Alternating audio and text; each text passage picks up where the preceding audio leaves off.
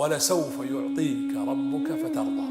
راح يعطيك عطايا في الدنيا من رفعة الذكر والسمعة. سبحان الله، هذا النبي شرح الله له صدره، زكاه في صدره، ألم نشرح لك صدرك، وزكاه في ذكره ورفعنا لك ذكرك، وزكاه في خلقه وإنك لعلى خلق عظيم، وزكاه في بصره ما زاغ البصر وما طغى، وزكاه في قلبه ما كذب الفؤاد ما رأى، وزكاه في علمه علمه شديد القوى، وزكاه كله عليه الصلاة والسلام حينما قال أدبني ربي وأحسن تأديبي.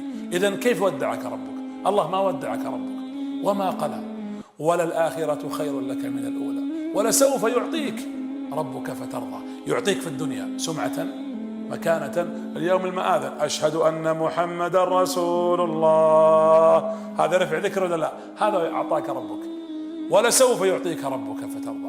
وقيل لن يرضى النبي صلى الله عليه وسلم إلا متى؟ يلا متى؟ جلس مرة النبي يبكي، اللهم صل على محمد. إذا ما حبيت الرسول بعد هالكلام، بعد هالحديث هذا، راجع نفسك. فجلس يبكي النبي صلى الله عليه وسلم، فأرسل الله له جبريل وهو أعلم، قال اسأله ما الذي يبكيك يا محمد؟ وش يبكيك؟ قال أبكي على أمتي، خائف عليهم من النار. قال اذهب إليه وقل إن الله لن يسوءك يا محمد في أمتك، ولسوف يعطيك ربك فترضى. وش معنى هالآية؟